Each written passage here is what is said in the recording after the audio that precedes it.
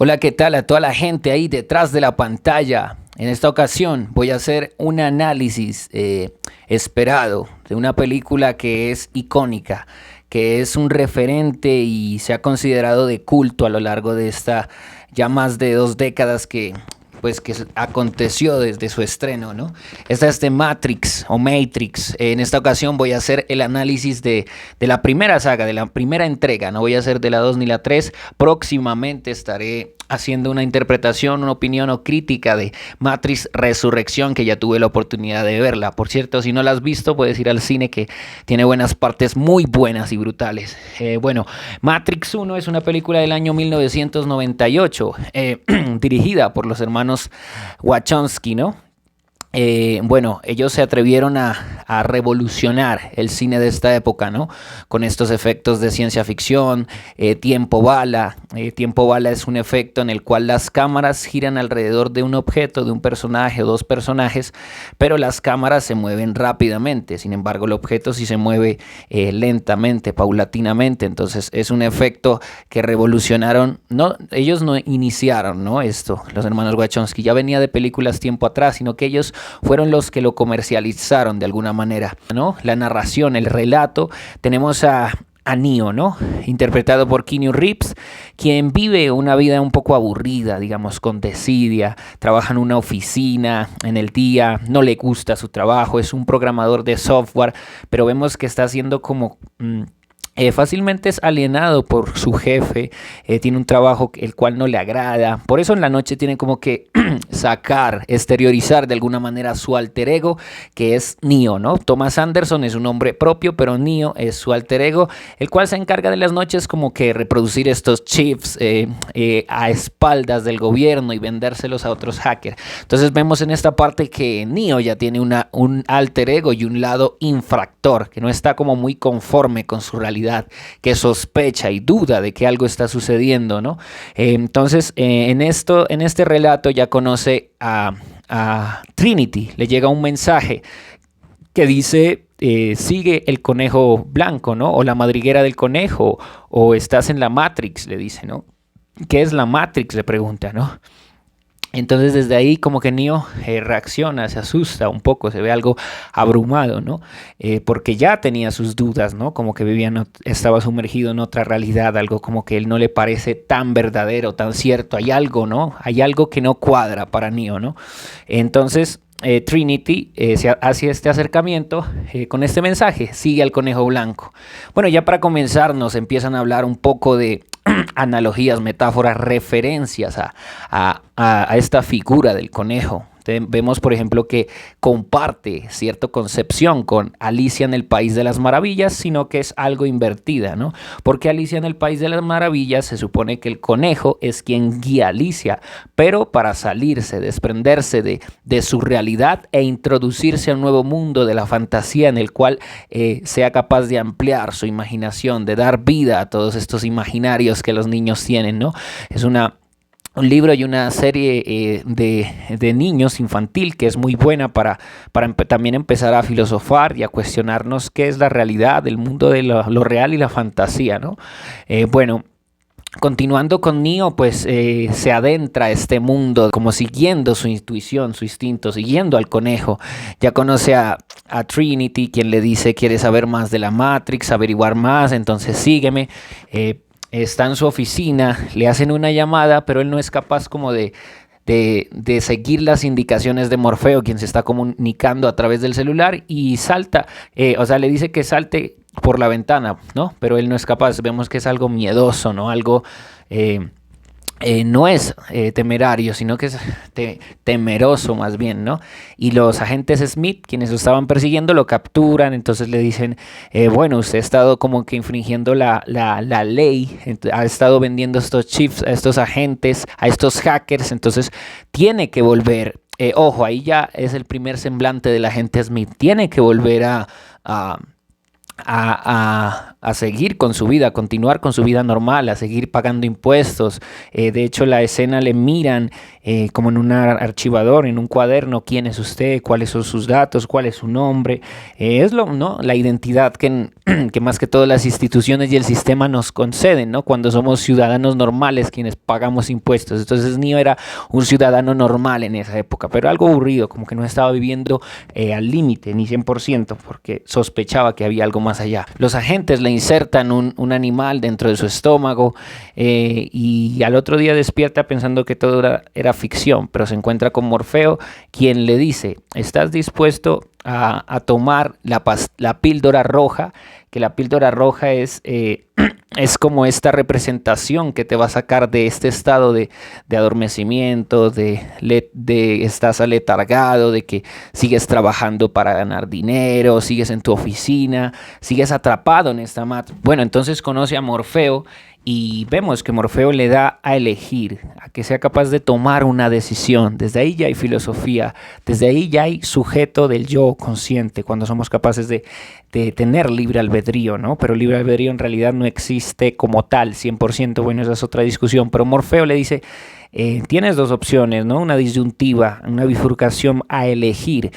Primero, vas a querer seguir atrapado en ese mundo de irrealidad, de falsa vida, de seguir trabajando para el sistema, para esa compañía que te trata como un esclavo y que no te hace feliz, que es lo que realmente importa, ¿no? O quieres salir de ese estado de letargo, de adormecimiento, de explotación y conocer qué es la verdad. Entonces, una opción es tomar la píldora roja para salir de la verdad, ¿no? O sea, salir de la mentira y adentrarse en la verdad, ¿no?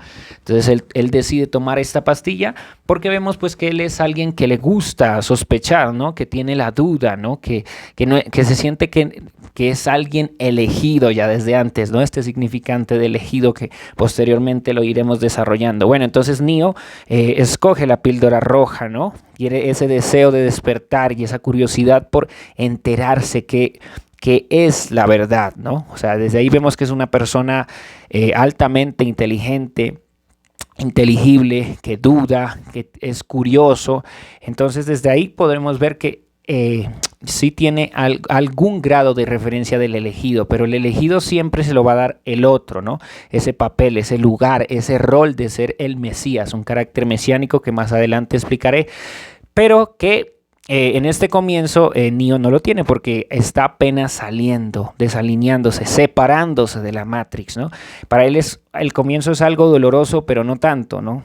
Por eso Morfeo le explica, ¿no? Que las personas lucharán por mantenerse en la Matrix y defenderla, porque no son capaces de afrontar lo que esta realidad, ¿no? De la esclavitud de las máquinas. Bueno, ahí vemos claramente una referencia de los hermanos Wachowski con el mito de la caverna de Platón. Se supone que en este mito, que ahorita voy a narrarlo, existen unas personas, más que todo de la época de la prehistoria o bueno, horda primitiva, un grupo de personas que están atrapadas en una caverna oscura, tétrica, que no pueden ver, no tienen la claridad del día, porque obviamente una caverna es oscura.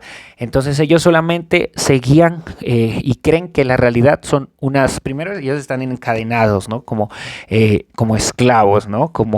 Sí, como secuestrados. Entonces, cada vez que se enciende el fuego, hay una fogata, ellos pueden ver unas imágenes que otras personas de atrás, unas figuras, como en la sombra proyectada, que las personas de atrás les hacen. Y ellos creen que esa es la verdadera realidad, lo real. Entonces no caen en cuenta que esos son sombras proyectadas. Esta es la analogía que quiere hacer Platón. Voy a hablar un poquito de un párrafo sobre lo que trata el mito de la caverna en Platón. Entonces Platón está conversando con uno de sus neófitos discípulos y dice: te pregunto, ¿qué podrá responder si alguien le dice que hasta entonces solo había contemplado sombras vanas, pero que ahora, más cerca de la realidad y vuelto hacia objetos más reales, ve con más perfección?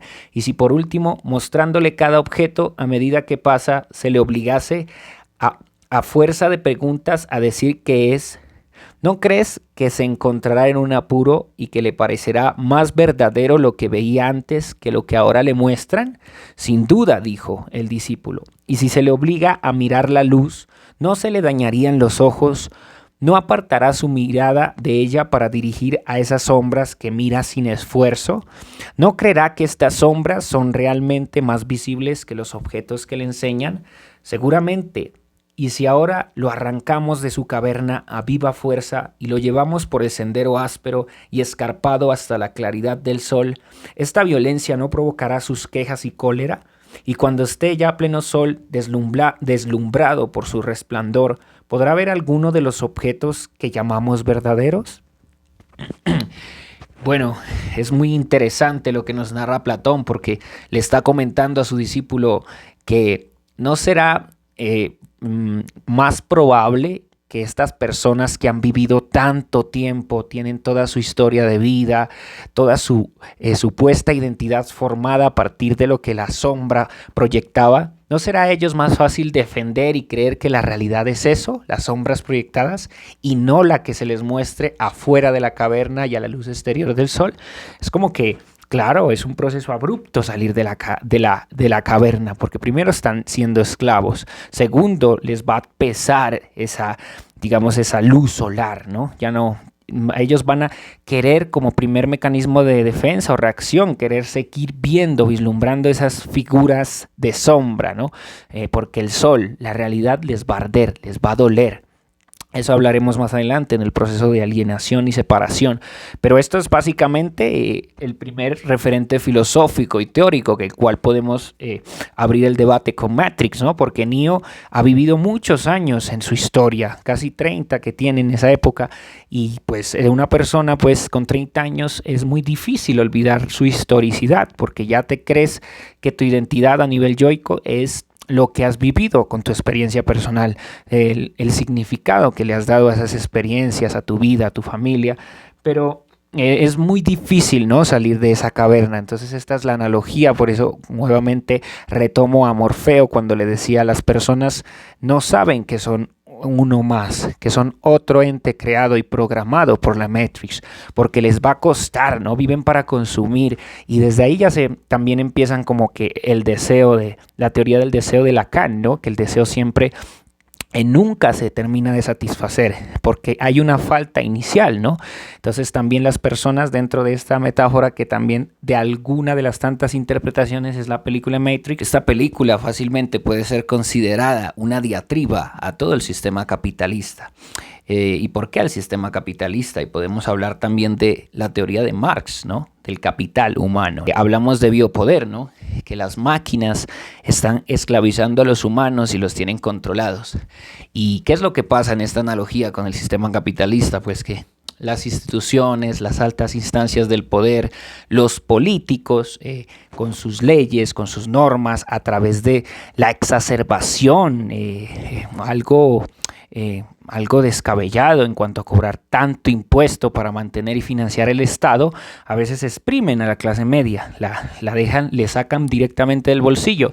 Y es también lo que decía Lacan, ¿no?, lo que decía Marx en esta pirámide, ¿no? La clase de la burguesía necesita explotar esa fuerza productiva, y siempre va a haber una plusvalía, y es lo que va a enriquecer a los de arriba, y es estas máquinas, ¿no? Esta analogía con las máquinas del poder hacen eso, van a explotar el cuerpo de los humanos para absorber su energía, su líbido, su biopoder, su energía psíquica, para seguir ellos en la parte de arriba y mantenernos a nosotros aletargados, dormidos. Esta es una de las tantas interpretaciones que hay. Entonces mencionaba que puede haber dos tipos de personas o personalidades o estructuras psíquicas diferentes. Primero, la persona a la cual se le facilite adaptarse a esta nueva realidad presentada por Morfeo, que es representada por Neo, ese tipo de personalidad. ¿Por qué? Porque antes ya ha estado sospechando, ya ha hecho sus conjeturas o ha tenido algunas huellas, algunos coqueteos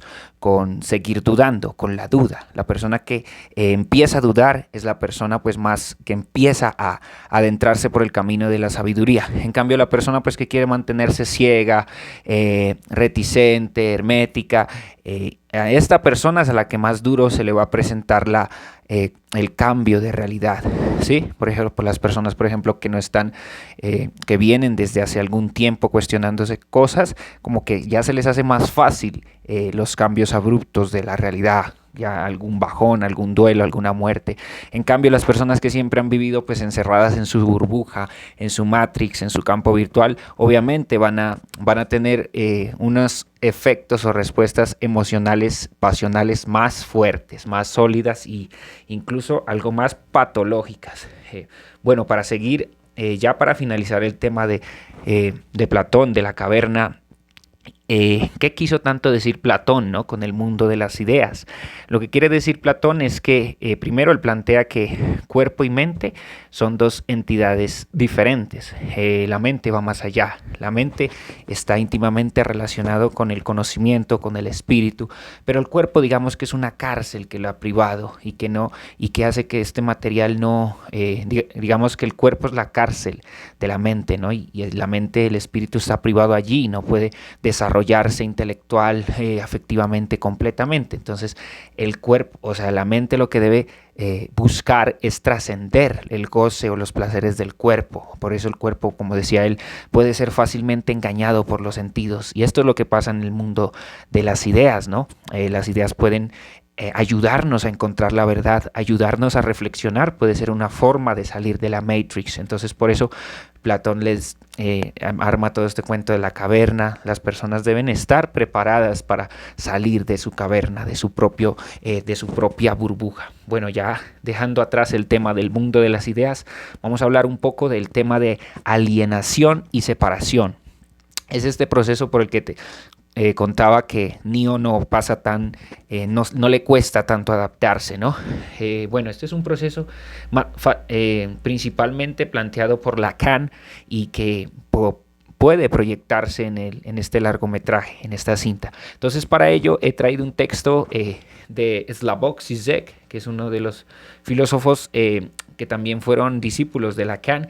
Este texto se llama La Matrix o las dos caras de la perversión. Ahí Žižek pues hace un análisis de la película muy profundo y extenso, tan profundo que lo compara con otras películas como El Show de Truman, como Apocalipsis Now, en donde las personas pues viven otra realidad alterna a la verdadera, viven atrapadas, encerradas y engañadas. Bueno, el texto dice: el gran otro que realmente existe. Comienza. Entonces, ¿qué es Matrix? Simplemente el gran otro lacaniano, el orden simbólico, virtual, la red que estructura nuestra realidad. Esta dimensión del gran otro es la de la alienación constitutiva del sujeto dentro del orden simbólico. El gran otro tira de los hilos, mientras que el sujeto es una expresión del orden simbólico. En palabras, este gran otro es el nombre para designar la sustancia social para todo aquello por lo que el sujeto nunca está plenamente en control de las consecuencias de sus actos, es decir, por lo que en última instancia el resultado de su actividad siempre es algo diferente de lo que había perseguido o anticipado. Sin embargo, llegados a este mundo, es esencial recordar las dificultades con que se topa Lacan en los capítulos claves de su seminario 11 para delinear la operación que sigue a la alienación y que constituye de alguna manera su contrapunto, la separación. La alienación dentro del gran otro va seguida de la separación del gran otro. La separación tiene lugar cuando el sujeto se da cuenta que el gran otro en sí mismo, carente de sustancia pura, mente virtual, excluido, privado de la cosa y la fantasía, intenta llenar esas carencias del otro y no las del sujeto. Bueno, aquí Žižek lo que nos dice, un poco abstracto, porque está tratando de explicar a Lacan, ¿no? Y siempre explicar a Lacan es algo duro, algo difícil, pero no es algo del otro mundo, ¿no? Entonces dice que la Matrix es el gran otro. ¿Y qué es el gran otro? Es esa red que estructura nuestra realidad. Obviamente Matrix se refleja porque ellos han sido quienes han tejido esas fantasías de supuestamente realidad. Pongámoslo así, Neo vive en su trabajo como informático, en una oficina, tendrá su historia personal, todas las personas allí tendrán pareja, otros hijos, otros serán más exitosos que otros, tendrán sus diferentes profesiones, pero esos eso es dado por algo simbólico. Y eso es lo que llama Lacan el gran otro, por ese otro de la cultura. O sea, al momento de nacer nosotros como que ya nos adentramos, gracias al lenguaje, que solo lo tienen los humanos, nos adentramos a ese mundo de lo simbólico, que implica la cultura, esa red, por eso dice Zizek, eso que escapa de nuestro control, que ha sido construido para nosotros. Entonces, desde que nacemos nos dan un nombre. Imagínense que el acto de nacer ni nosotros mismos lo planeamos, fueron nuestros padres, fueron la cultura, fueron los datos, somos un número más dentro de la Matrix, somos un nombre dado por el gran otro. En este caso a veces lo representan los padres, pero no como tal el padre es el cuerpo simbólico, sino que es eso constituido dentro de nuestro psiquismo. Entonces es por eso obviamente nacemos y desde el momento de nuestro nacimiento nos alienamos, nos adherimos a la institución, a la cultura. Eso es lo que quiere decir. Y ese proceso de separarnos de estas instituciones, como lo hace Neo, con ayuda de Morfeo y Trinity, solo se da cuando las instituciones empiezan a fallar, cuando ese gran otro nos damos cuenta que ese gran otro carece de sustancia, de que también está en falta, ¿sí? De que se ha caído esa figura, digámoslo, idealizada. Entonces, en ese momento en que hay una caída de la institución, la persona va a entrar como en conflicto, en vacío, y ahí es cuando tiene que encontrar estas nuevas identidades. Él la encuentra en la identidad del elegido fácilmente, ¿no? Eso, hay un choque, ¿no? Bueno, y ahora para continuar con el hilo de la película ya, Morfeo empieza a hablar y a relatarle a Neo de lo que ha sucedido, ¿no? A lo largo de los años. Supuestamente están unos años después, más o menos en el año 2199. Entonces le dice, en la Matrix estás a finales de la década de 1999, ¿no? Pero aquí en lo real estás en el año 2199, o sea que hay dos mundos diferentes. Entonces le dice que le va a contar un poco lo que ha pasado, pues que los humanos entraron en guerra con las máquinas, porque las máquinas empezaron a personalizarse, ¿no? Un poco, a tomar control, a estar por encima de los humanos y a plantear la guerra. Entonces están en guerra los humanos con las máquinas y las máquinas toman ventaja porque pues son más inteligentes, más desarrolladas, pero se dan cuenta que las máquinas sin la energía o la libido, bueno, llamen la energía biológica, no pueden sobrevivir. Por eso vemos en la imagen cuando desprenden a Neo de esta envoltura del cuerpo para liberarlo, están más cuerpos, ¿no? Más como en unas digamos caparazones, no sé, informáticos.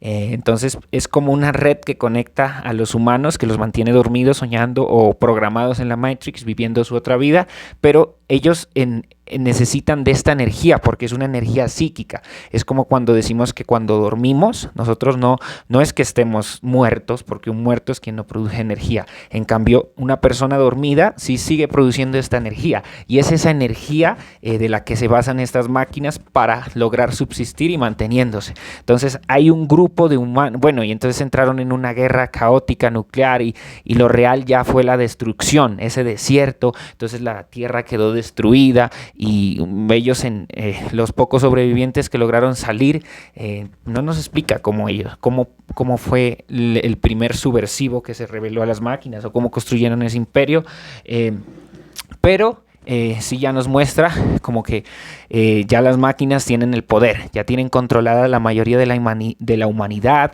y solo queda este grupo de resistencia que son los Zion dirigidos por Morfeo. Entonces obviamente ya la Tierra está destruida, pero lo importante e interesante aquí es que las máquinas tienen como esclavizados a los humanos, ¿no?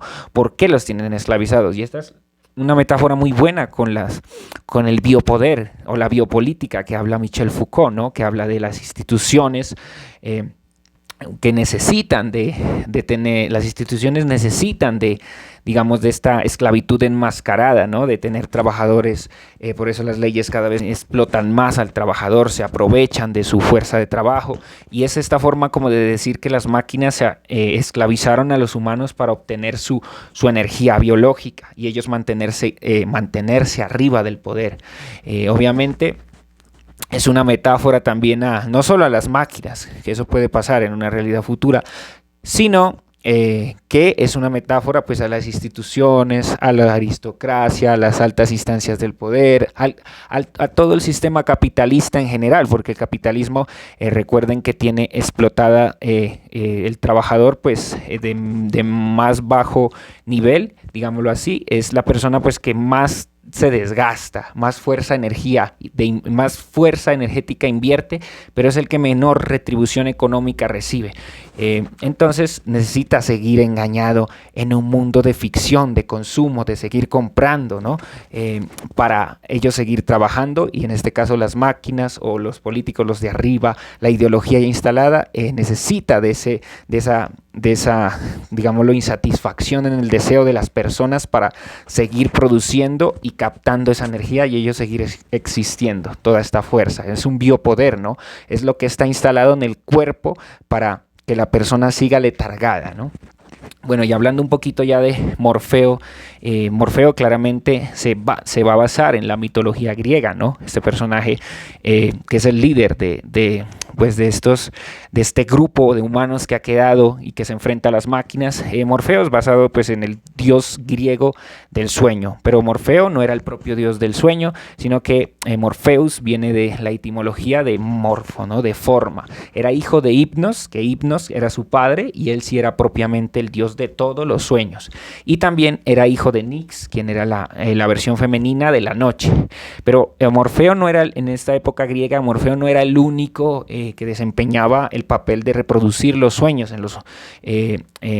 sino que él era quien encarnaba y podía transformarse en humanos y llevar los mensajes de los dioses hacia los humanos. Entonces, por esto Morfeo es tan importante en los sueños oníricos de los humanos, porque habían otras entidades, hijos de Hipnos y de Nix, que podían transformarse en animales, objetos, cosas, paisajes, pero Morfeo tenía esa cualidad específica de transformarse de demonio a humano. Bueno, entonces él decidió mucho como que meterse en los sueños de los humanos, informar los designios de los dioses, y esto pues enfureció a Zeus y lo castigó. Entonces por eso es castigado, y desde ahí pues se dice pues que los humanos soñamos también gracias a Morfeo, ¿no? Porque Morfeo tuvo esa gentileza de enviarnos los mensajes de los dioses. Bueno, y obviamente Morfeo en Matrix va a ser este personaje que despierte a Neo, va a ser este personaje que dé el mensaje. Por eso de alguna manera desde el comienzo, cuando está en la computadora, le dice: ¿te has cuestionado que es real? Entonces ya cuando también le empieza a contar toda la historia, se vuelve en su mentor, en su maestro. Bueno, vemos una infinidad de cosas como de maestro de Morfeo. Le enseña a pelear artes marciales, porque recordemos que Neo dentro de la Matrix puede, digamos, pueden los informáticos que hacen parte de Zion, de la insurrección, pueden programar a Neo como en la práctica, ¿no? O sea, enseñarle la teoría que quieren, por medio de un chip instalarle conocimientos y ya, por ejemplo, en 10 horas te hiciste un curso de artes marciales y te lo sabes completamente. Pero ¿qué es lo que caracteriza a Neo? Que es nuevo, que está aprendiendo. Por eso cuando se enfrenta a Morfeo todavía le quedan muchas cosas que descuida, ¿no? Porque es el pasaje pues del guerrero. Ahí también hay algo de que se basan en la filosofía oriental, ¿no? De los guerreros, ¿no? De desprenderse del ego. Bueno, luego de hablar un poquito de las habilidades físicas que va adquiriendo Neo a lo largo de su entrenamiento, pasemos otra vez nuevamente al campo de lo filosófico. Nuevamente citando el texto de Zizek, dice: solo hay una Matrix en este apartado. Siguiendo en la misma onda paranoica, la tesis que se expresa en The Matrix es que ese gran otro se exterioriza en un ente que existe en la realidad, el megaordenador. Ahí tiene que haber una Matrix, porque las cosas no van bien, se pierden oportunidades continuamente, hay algo que falla. Es decir, la idea detrás de la película es que existe un ente llamado Matrix que confunde la verdadera realidad que se esconde detrás de todo. Es lo que hablábamos anteriormente, de que Matrix es ese gran ordenador. Las máquinas han ganado la guerra, por tanto, son los programadores y quienes van a dar a contar la historia a Neo y a estas personas que se encuentran pues aletargadas o que viven dentro de la Matrix, son los encargados de contarle la historia tal cual como ellos decidieron narrarla, ¿no? Entonces ahí se empieza a cuestionar muchas cosas. Por ejemplo, hay otra película que se llama Dark City, que también hice el análisis, pero que en esta parte no habla, porque en esta parte hay que mencionar esa diferencia, ¿no? Matrix no habla tanto del vínculo social, por ejemplo, que Neo tiene con su familia, para la película Matrix, Neo está solo en su vida dentro de Matrix. En cambio, para otras películas sí tiene como un vínculo, hay los protagonistas, estos quienes encarnan el viaje del héroe, sí tienen como un vínculo social, tienen una familia. Entonces, al darte cuenta de que algo falla, de que la verdadera realidad se esconde detrás de todo, obviamente a las personas pues que se han encariñado o se han vinculado, tienen lazos más fuertes y profundos con algún familiar, a estas personas les duele más separarse de la Matrix. En cambio, Neo vemos como que la película se centra en él solo, él está solo en el mundo, o sea, no hablan ni de sus padres ni de su madre. El vínculo que él va a ejercer va a ser con los nuevos miembros de la insurrección, con Morfeo, con Neo, con Trinity, con todos estos, con los informáticos, pero no tiene un vínculo precisamente porque no se siente parte de ese mundo de la Matrix, es porque no ha generado ese vínculo, es una persona, digamos que dentro de lo que supuestamente se considera normalidad, sería una persona deprimida o que está desalineada, desajustada.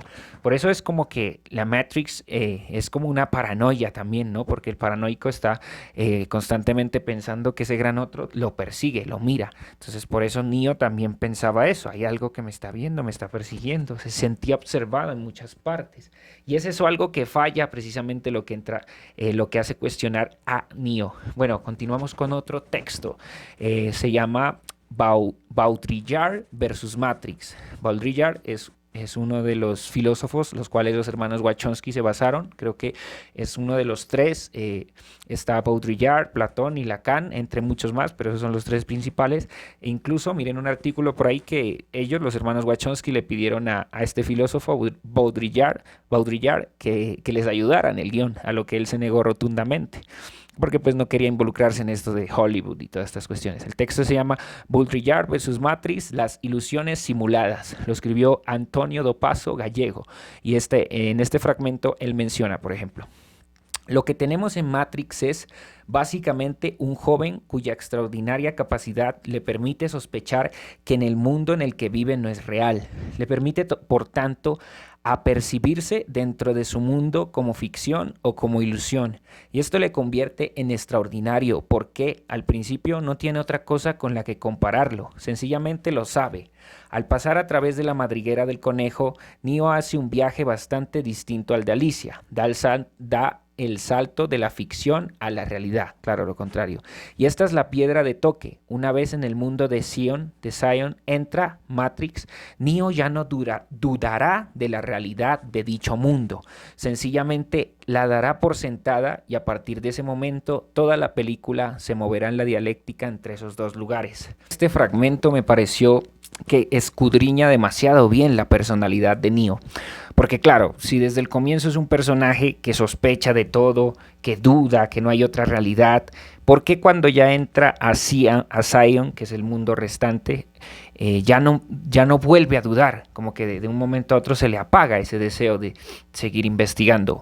¿Qué le garantiza a él que ese nuevo mundo que le presenta Morfeo no es otra Matrix, o sea, otro mundo virtual dentro de lo virtual? Que creo que eso se desglosa en las nuevas sagas, pero aquí no, o sea, ya el personaje se cree el cuento que es el elegido y que lo han venido a salvar y que él tiene pues como la autoridad de defender a estos insurrectos y tratar de salvar a las personas para ir ya que no sean esclavos, ¿no? Entonces eso es, o sea, este crítico Antonio Dopazo como que dice hasta ahí le encantó la película, del resto como que no tiene algo sorprendente, o sea, hubiera sido chévere verlo a Neo cuestionando a Morfeo, como lo cuestionó el antagonista, que más adelante hablaremos, que quien los traicionó.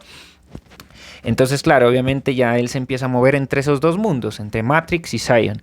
Dentro de Matrix tiene las capacidades de usar todas sus habilidades físicas, de despliegue, rapidez, volar, esquivar balas, que son como capacidades.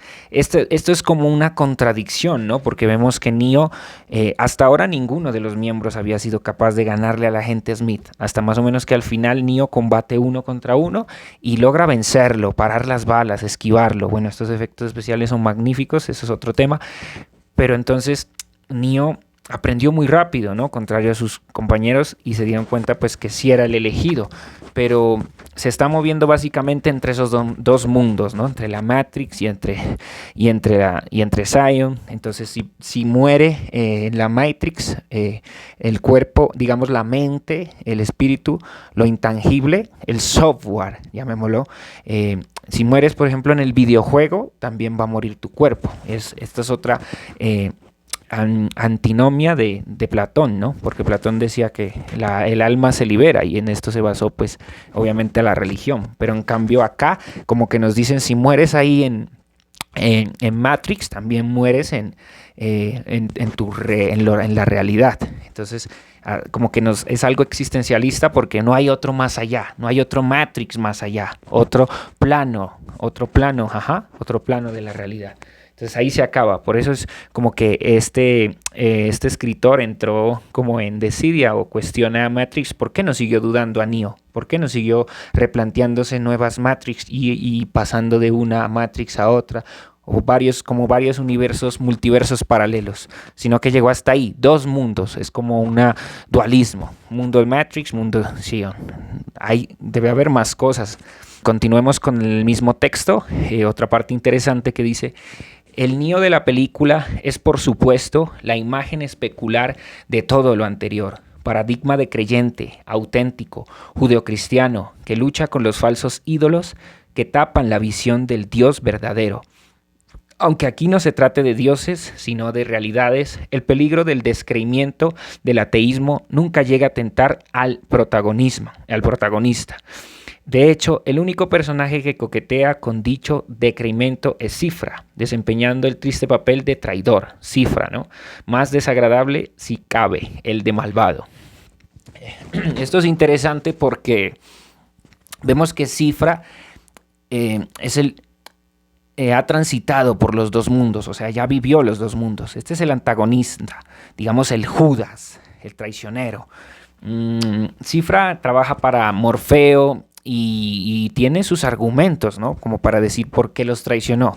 Recordemos que él vendió a Morfeo, y por eso Morfeo se encuentra, digamos, capturado por las máquinas del agente Smith, por estas máquinas. Entonces por eso Neo tiene que luego ir a rescatarlo, pero la decisión que lo lleva al traidor, a Cifra, es como decir: ya no aguanto la cruda realidad, ya no aguanto lo insoportable que es tener que estar levantándote todos los días, luchar con las máquinas y darte cuenta que tu mundo es una mierda. La comida, o sea, el alimento que ellos les daban, o sea, lo mira con fastidio, o sea, no hay más que comer. Y es lo que hacen, por ejemplo, muchas de las guerrillas. O sea, yo podría decir que el mundo de Zion, para mí, es como un mundo de guerrilla, pero no es el verdadero mundo, es la antítesis o lo opuesto de la Matrix, ¿no? Porque él dice: ya me cansé de vivir como digámoslo así, un insurrecto, un guerrillero.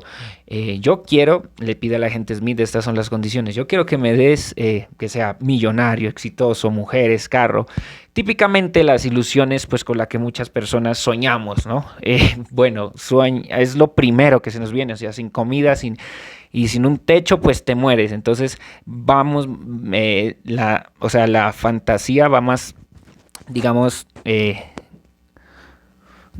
las personas pues que tienen solo estos objetivos en la vida son las personas atrapadas en la Matrix, ¿no? Las que no tienen como un sueño, una meta, un reto por el cual algo que no solo sea el dinero, algo más por desvivirse, ¿no? Que no solo sea el sexo y el dinero. O sea, son personas superficiales, pero que todos las tenemos, sino que la diferencia radica en que si se quieren quedar en eso, como el traidor, Cifra, son personas pues que están viviendo un mundo de fantasías, de irrealidades, la burbuja, la Matrix. Pero él, lo raro es que él ya ha vivido los dos mundos, entonces dice, aquí el único que se complace es Morfeo, siempre dándome órdenes de lo que debo hacer, es otro amo. Y es precisamente lo que me llamaba la atención, Morfeo es otro amo, o sea, Morfeo es el que tiene la verdad, el que les cuenta el que armó la guerrilla, digamos así, y el que les cuenta a los otros miembros qué es lo que pasó, cómo avanzó la guerra, el ideal, él es el que instala el ideal. Neo no instala en ningún momento el ideal, Neo ni siquiera tiene tanto poder en la palabra como la tiene Morfeo. Morfeo es verdaderamente el amo, el gran otro, es otro gran otro, Morfeo, porque obviamente le está hablando de que esta es la realidad, esto es lo real, o sea, pero lo real no es eso. Ojo, es buena la parte de la intervención cuando le muestra el desierto de lo real, eso sí puede ser lo real, ese hueco, sí, ese agujero, ¿no? Algo que no se puede describir, eso es lo que quedó, destrucción, caos, lo que no se puede combatir. En cambio, es Zion, puede ser fácilmente otra irrealidad, ¿no? Pero bueno, este personaje, digamos que se voltea, se vuelve el traidor, porque básicamente se cansó de eso, y es cuando las personas pues ya se cansan de un ideal, perdió su ideal. Fíjense que porque no era el ideal de él, o sea, él era un simple subyugado, subordinado de Morfeo, por eso, porque él no tenía el ideal. Cuando una persona se le vence, se le escapa el ideal, es cuando la persona resiste o sucumbe o claudica en las batallas, en las guerras. Entonces él no se ha rendido o toma otra opción, como en el caso de traicionar, de irse al otro bando. Entonces es muy interesante este personaje que según este escritor es contrario a Neo, porque Neo representa los valores judeocristianos, claro, es creyente, o sea, él no era creyente cuando estaba en la Matrix, él es creyente cuando pasa a Zion. Entonces podríamos compararlo con un religioso, una persona pues que profesa la fe católica, como por ejemplo veámoslo como que era superficial, tomaba mucho, metía drogas, tenía muchas mujeres, pero había un vacío, algo que le hacía falta, como que se cuestionaba, ¿yo qué estoy haciendo con mi vida? Entonces cuando cambia por medio de la religión, ahí es cuando entra la culpa, esta persona ya cree que el verdadero camino es Dios, o sea, sin meternos con la fe. Entonces hasta ahí llega el papel de cuestionador, digamos. Ya cuando entra Dios es otra nueva, digamos, dogma, otro nuevo amo, quien te va a dar las normas, las leyes, el camino a seguir, es la palabra de Dios, por eso lo dicen. Y por eso el camino a seguir de Neo es la palabra de Morfeo. Es la palabra de Morfeo, es quien la representa. Y bueno, vamos a seguir hablando eso con este nuevo tema que es el desierto de lo real, y para ello pues he traído a Lacan, que creo que sí se basaron muchas partes en Lacan y el mismo texto de Zizek. Bueno, la paradoja es por lo tanto que las dos versiones, un sujeto que flota libremente de una realidad virtual a otra como un fantasma consciente de que todas son falsas, esa es la una, y la suposición paranoica de que hay una realidad más allá de Matrix son falsas. Ninguna de las dos versiones capta lo real. La película no se equivoca al insistir en que hay una realidad tras la simulación de realidad virtual, claro, como lo dice Morfeo a Neo, cuando le enseña las ruinas del pasaje de Chicago. Bienvenido al desierto de lo real. Sin embargo, lo real no es la verdadera realidad tras la simulación virtual, sino el vacío que hace que la realidad sea incompleta, incoherente. Y la función de cada matrix simbólica es disimular esa incoherencia. Una de las maneras de ocultarla es precisamente declarar que detrás de la realidad incompleta e incoherente que conocemos hay otra realidad que no está estructurada alrededor del callejón sin salida de la imposibilidad. Es lo que venía diciendo antes. Que a Neo nada le garantiza que lo real es ese mundo que le pinta Morfeo. Lo que sí se acerca a lo real es ese desierto de lo real, ese caos, ese vacío, ese lo llaman eso que está incompleto, incoherente. Pero la Matrix simbólicamente tiene que encontrar como un escudo, algo que bordee ese hueco, algo que tape esa falta, ese vacío, porque si no, no seríamos humanos o seríamos psicóticos, ¿sí? Por eso están muy basados en Lacan, y esto es explicando un poquito qué es lo real, ¿no? Bueno, para hablar de esto, no, voy a tocarlo a grosso modo, ¿no? Creo que los directores entendieron una parte de lo real, y es que es muy difícil trasladar a Hollywood las ideas de Lacan, tal cual, 100%, o las ideas de cualquier filósofo, porque siempre van a topar con el choque de venderlo, de hacerlo comercial, porque si no sería demasiado aburrido o sería muy difícil llegar a hacerlo tangible. Entonces, Lacan plantea que hay 3 registros en la vida del cachorro humano o de nosotros los sujetos, hijos del lenguaje, que son el registro de lo simbólico, el registro de lo real y el registro de lo imaginario. En el registro de lo real es lo que está, digamos, primero. Es ese Big Bang, ¿no? Es ese soporte que da, que todavía no tiene identidad, lo que no ha sido nombrado, ¿sí? Lo que va más allá de lo simbólico y lo imaginario. Eso es lo real, el desierto de lo real, donde no hay nada. Por eso Morfeo lleva a Neo a un lugar donde está todo en blanco. Le dice, esto es lo real. Eso es lo real, donde no se ha creado nada aún. Eso es lo real, si me hago entender. Nosotros empezamos a ver la realidad a partir de lo simbólico, que como ya lo dije, es la cultura la que nos mete muchas ideologías, y a partir de lo imaginario, que ya es dado por la mirada de nuestra madre o de nuestros cuidadores, de quien nos da identidad. O sea, nosotros no vemos las cosas tal cual son, se presentan como real, sino que lo vemos desde nuestra experiencia, desde nuestra subjetividad, ¿sí? Por eso la objetividad no es completa del todo, la verdad está a medias, también decía Lacan. Sí me hago entender, o sea, lo real sería esta escena cuando Neo lo lleva a esta parte del agujero, que es lo que quedó de la destrucción, eso incompleto, o también lo real podría ser esa parte en la que están en blanco, en lo que todo es blanco, donde nada se ha escrito, donde no hay nada, ¿sí me hago entender? Donde eso es lo real, lo que completamente no ha sido tocado por lo simbólico o lo imaginario. Y lo simbólico viene por medio de semántica o palabras, y lo imaginario viene por medio de miradas o de palabras imaginarias, ¿sí? O de representaciones en nuestra mente.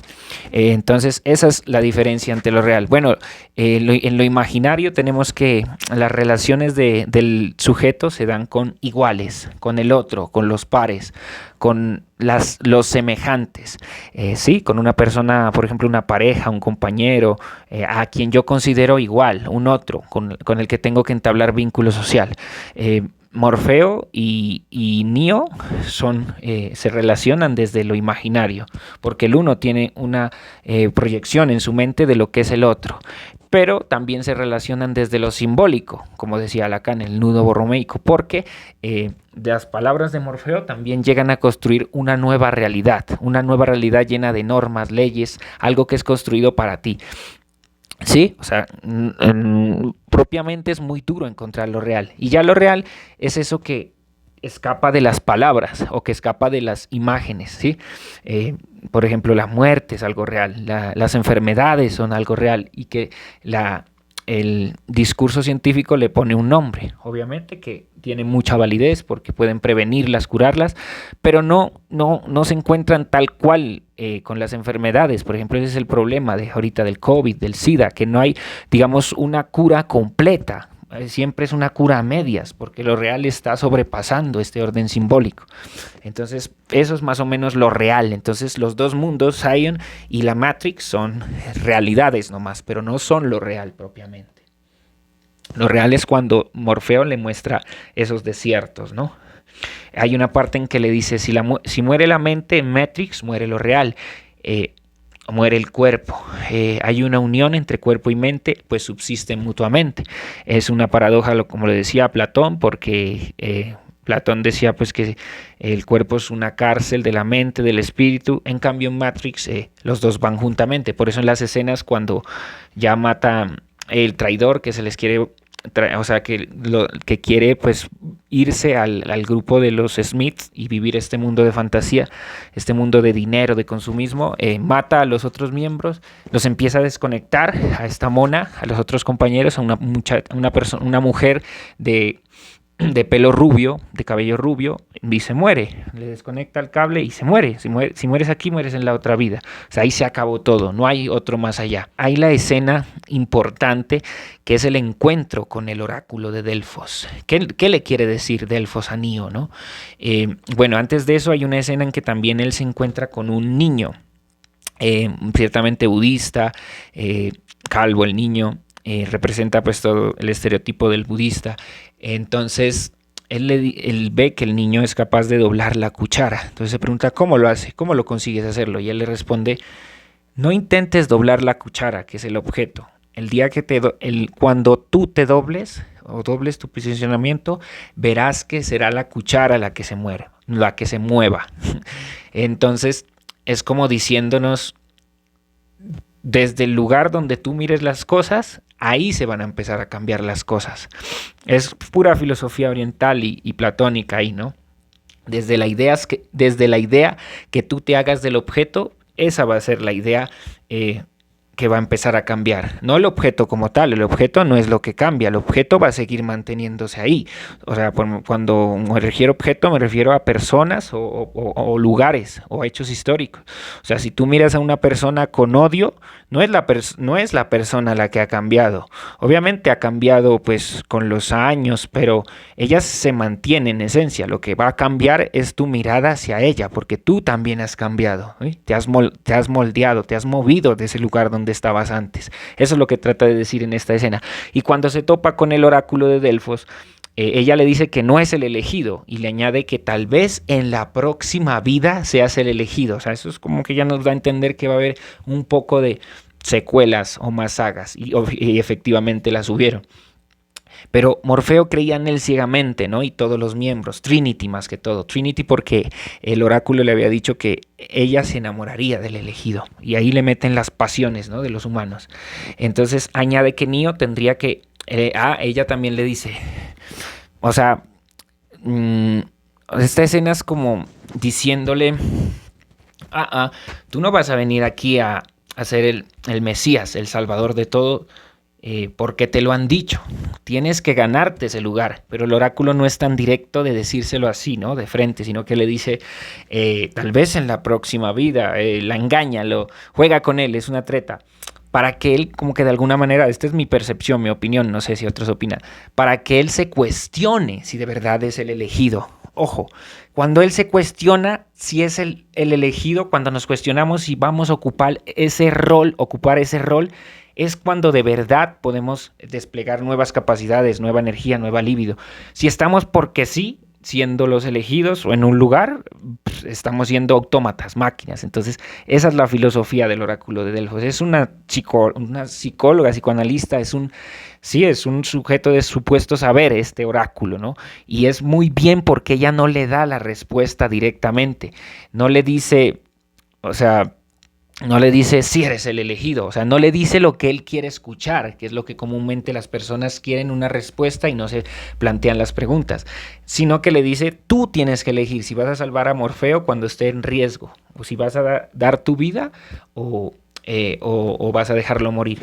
Y efectivamente, pues cuando él ya es capaz de ser un poco sacrificado, abnegarse y no solo, o sea, él tenía los conocimientos teóricos, ya le explicaron que ya no está en la Matrix, ya le le contaron la historia, lo que pasó en la guerra con las máquinas, le enseñaron artes marciales, a esquivar las balas, pero le falta mucho recorrido, mucha práctica. Entonces, la teoría sirve de mucho, pero si no lo pones en práctica, o sea, queda en el aire, te quedas en el mundo mucho de las ideas. Entonces, como que este oráculo le cuestiona y le dice, tienes que ir o sea, lo despierta para que él vaya a salvar a Morfeo, y ya, ahí ya cuando salva a Morfeo es que es el elegido, porque ya puede sacrificarse por los demás, puede salvar a esa tribu, a ese miembro de guerrilla, de insurrectos que son Saiyan. Para los demás también se vuelve el elegido porque lo muestra ante ellos. Pero es precisamente por ese cuestionamiento, porque hubiera sido muy diferente que le diga el oráculo, sí, tú eres el elegido. O sea, hubiera sido una respuesta fácil que quizás esa respuesta no lo hubiera llevado a recorrer ese camino que es ser el elegido, porque el elegido es un significante, un adjetivo que te lo dan los otros, porque ni tú mismo sabes si sos el elegido, solo hasta que recorres el camino tan fuerte que es luchar con estas máquinas. Bueno, esa parte del oráculo de Delfos, ¿no? Me pareció muy interesante, ya cuando Morfeo, construye ser el elegido. O sea, es por la identidad, o sea, la identidad la construimos, no nos viene dada, o sea, nos viene dada una parte de la identidad cuando nos dan el nombre, pero la otra mitad depende de nosotros construirla o identificarnos con esa identidad. Nosotros veremos si cambiamos la identidad. Neo fácilmente pudo haber dicho, yo no soy el elegido, no me elijan, que fue al comienzo, le daba miedo, pero él se las creyó, y cuando pues hay fe o hay identificación con ese significante, con esa misión que tienes en vida, es cuando logras conseguir muchas cosas. Bueno, y en esta escena cuando Morfeo le está contando qué es lo real y qué es ese yo, esa imagen que él ha vivido durante años a Neo, él da unas palabras clave para entender que a mi manera a percibir, pues de lo que he estado consultando, hay unas referencias o un basarse en Lacan, ¿no? Le dice, esa imagen tuya que has vivido durante tantos años, a la que las máquinas te tienen sometido, o la Matrix, es una autoimagen residual, es la proyección digital. Es la proyección mental de tu yo digital. Es decir, para Freud, por ejemplo, el yo es ese puente que comunica a la psique con la realidad. Esa forma esa manera de formar lazo y vínculo social, ¿no? A contrario del ello y del superyo, ¿no? Que son otras instancias del aparato psíquico. Entonces, eso decía Lacan, y es muy casi obvio este guiño que se le hace a Lacan con la aparición de muchos espejos a lo largo de las escenas. Esa imagen mental se va a ir deconstruyendo, destruyendo cuando ya él entra a lo que es verdaderamente real, porque Lacan, recordemos que dice que nuestra imagen es dada por un otro. Lo que nosotros tenemos es una proyección mental, una supuesta idea, un acercamiento de lo que nosotros somos o cómo nos vemos en realidad. Pero en realidad, por ejemplo, les pongo el ejemplo, nosotros cuando nos miramos en el espejo proyectamos una imagen de lo que somos nosotros mismos, con nuestras cualidades y atributos físicos parecidos, pero realmente no somos capaces de vernos como somos, tenemos una imagen mental de lo que creemos ser. Esa es una parte del imaginario, ¿no? Porque eso viene dado desde chiquitos, desde pequeños.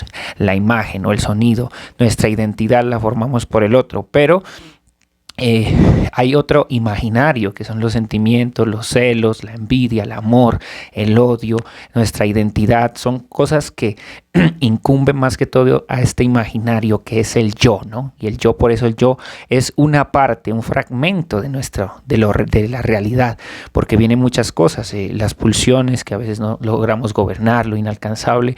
Por eso Morfeo es tan claro en decirle, ¿no? Te has hecho una propia imagen algo errada. Sí, es un mundo casi perfecto, ¿no? Porque el yo de todos nosotros es algo narcisista y siempre quiere resaltar las virtudes, los logros, pero hay otra autoimagen percibida que es un yo algo más fragmentado, como los psicóticos o melancólicos, pero generalmente las personas neuróticas tienen una autoimagen algo narcisista de sí mismos. Siempre se ven algo por encima de lo que son realmente, porque una mirada más objetiva, que es la mirada que nos da el otro desde afuera, nos va a juzgar más, nos va a ver más casi cerca a lo real posible que nosotros podemos vernos a nosotros mismos.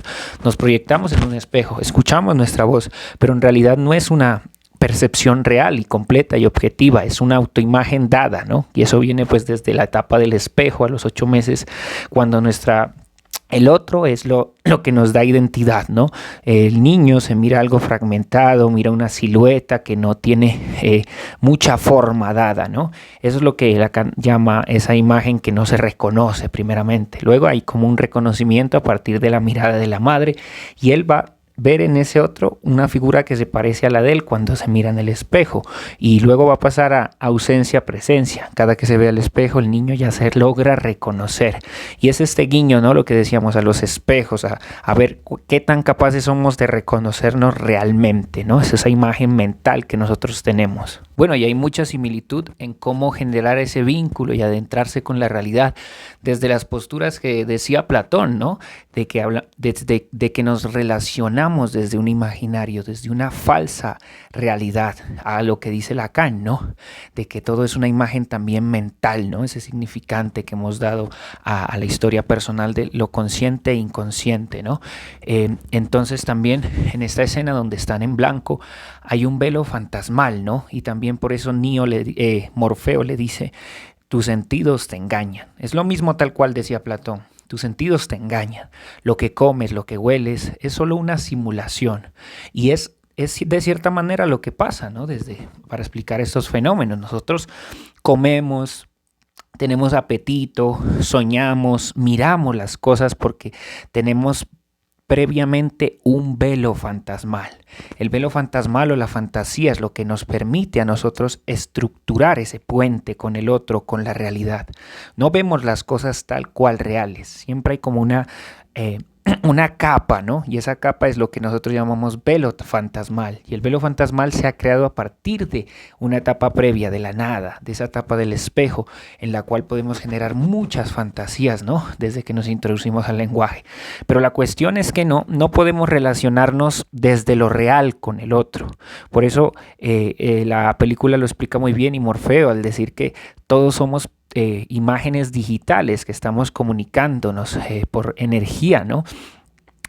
Energía informática, energía de software, y es lo que pasa, por ejemplo, en nuestra realidad. Nosotros no nos comunicamos con el otro por cómo realmente es, sino por la imagen que tenemos creada del otro.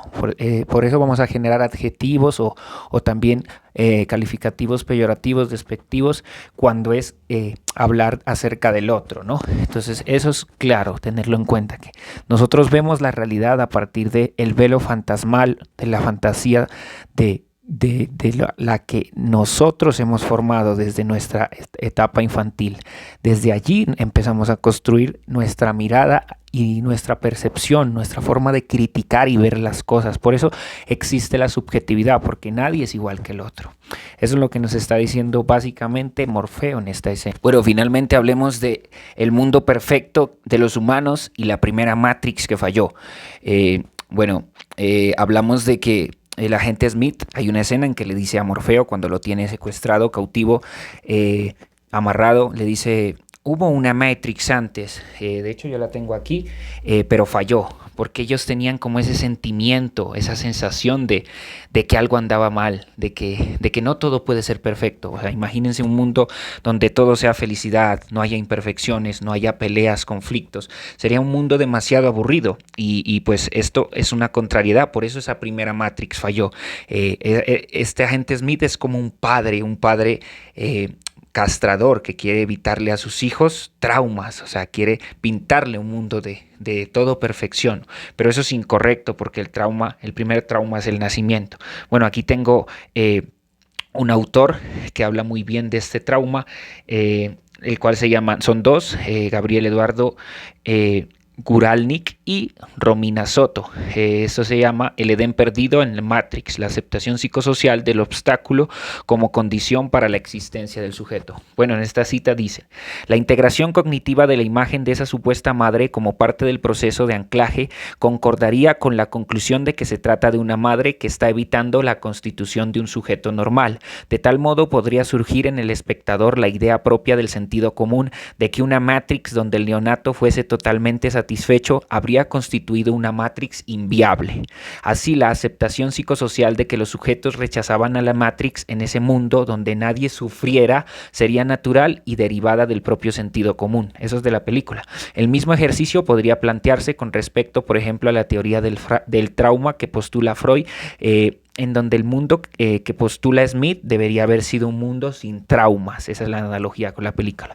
Aquí nuevamente se impone la representación social de que esta postulación freudiana se trasladó al sentido común. Hubo generaciones en las que muchos padres intentaron evitar traumas a sus hijos con resultados poco satisfactorios. Como reacción se instaló en muchos casos el pensamiento de que los traumas son necesarios como parte de la vida y no tienen por qué ser siempre evitados. Otra vez la película la apela. En este ejemplo, el sentido común del espectador. Un mundo sin traumas es un mundo del que los sujetos tienden a despertar. Y obviamente, como lo decía, el agente Smith representa a ese padre paranoico, castrador, que vigila que sus hijos estén bien. Típicamente los padres que son así son los padres que vivieron lo contrario y que no quieren que sus hijos repitan la historia. Por eso esos padres que desde su imaginario refieren y dicen, si yo sufrí mucho en mi niñez, no tuve dinero, no tuve condiciones, mi hijo va a pasar todo lo contrario, le voy a dar todo, va a tener una casa, una familia, pero obviamente el hecho de que tú le des todo a tu hijo ya es un trauma en sí mismo, porque si tú le das todo, no hay lugar para el deseo. Y recordemos que el deseo emerge, erupciona más que todo cuando el objeto está en falta, o sea, cuando no tengo el objeto. Ahí es cuando hay las demandas de amor y de deseo. O sea, el deseo es psíquico propiamente, no es una necesidad. O sea, el deseo se relaciona con Matrix también, el deseo, ¿no? El deseo, por ejemplo, de Keanu Reeves ser Neo, el deseo de los otros miembros de que lo salve, de que él sea el elegido, o el deseo, nuestro deseo es el deseo del otro. Por eso en un mundo, por ejemplo, como lo pinta la agente Smith, sería un mundo inviable, porque sería un mundo casi carente de deseo, y cuando no hay deseo es cuando llegan, por ejemplo, estos suicidios, estas desidias, estas melancolías. La melancolía es un estado estructural psíquico donde precisamente la persona ha caído en su deseo, en su identidad. Entonces por eso cae, al igual que el objeto, se deja llevar con el objeto. O sea, es melancólico, se suicida, o sea, porque no tiene deseo. Y recordemos que el deseo es el motor a nivel también consciente e inconsciente que moviliza a las personas, ¿no? A hacer las cosas diarias. El deseo es el proyecto de vida, el deseo es hacer las cosas nuevas, el deseo es planearnos metas. Entonces sería un mundo sin deseo, básicamente, o sea, sería un mundo aburrido, o sea, ni siquiera me lo alcanzo a imaginar.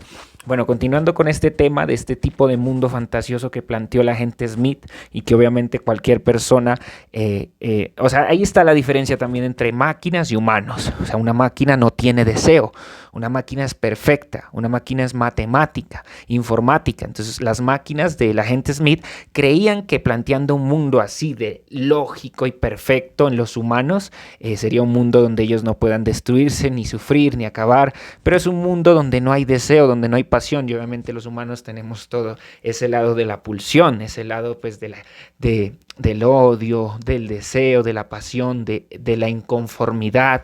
No todo puede ser perfecto, todo puede ser simétrico. Eso es lo que nos diferencia de las máquinas y la pasión. La pasión es lo que nos diferencia de las máquinas y la libido es lo que nos diferencia de los animales, porque los animales tienen instinto.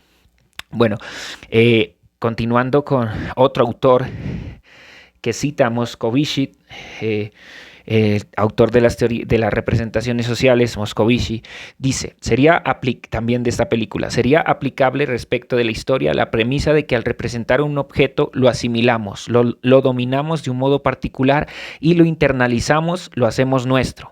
Lo internalizado sería un pasado sin conflictos, que induciría a plantear un presente sin conflictos. Sin embargo, el funcionamiento cognitivo, el comportamiento social y también la internalización del objeto histórico no sería sustentable desde el presente. Es esto una premisa esencial. La Matrix puede crear ficciones a nivel sensorial, pero no a nivel subjetivo.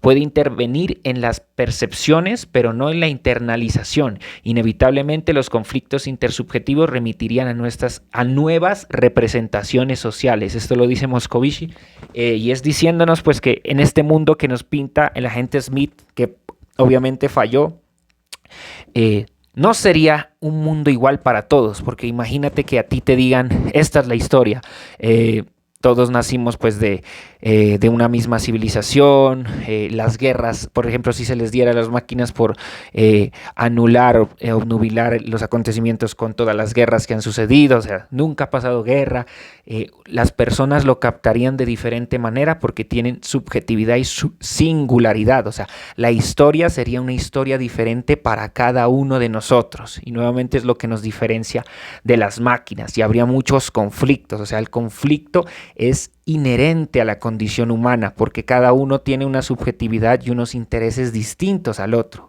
Por eso las treguas a veces duran muy poco, los pactos detrás, porque hay una tendencia al conflicto, ¿no? A la pulsión de muerte que está allí despierta. Y esto es por lo que las máquinas no han entendido. Las máquinas quieren el orden, el sistema quiere el orden. Por ejemplo, no solo las máquinas, las instituciones quieren el orden. Por ejemplo, cuando los enfermos mentales, los llamados locos, son catalogados de asimétricos o de anormales, es también una parte del sistema queriendo dejar a un lado las imperfecciones, ¿no? Y bueno, este sería pues el análisis de Matrix. Espero pues que les haya gustado, un poco filosófico y académico textual, pero siempre basados y poniendo y aterrizando los pies en la tierra de la narración de la película, ¿no? Y próximamente se viene el análisis de Matrix 4. Estén pendientes. Quien les habló, Alexis Cabrera.